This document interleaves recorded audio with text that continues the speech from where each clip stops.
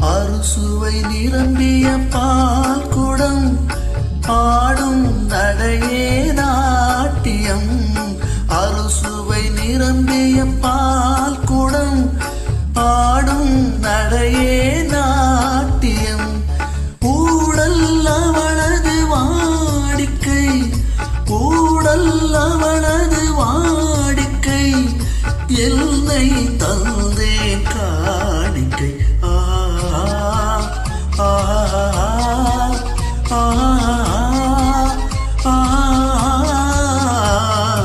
அவள் ஒரு நவரச நாடகம், ஆனந்த கவிதையின் ஆலயம். தழுவிடும் இனங்களில் மானினம், தமிழும் அவளும் ஓரினம். அவள் ஒரு நவரச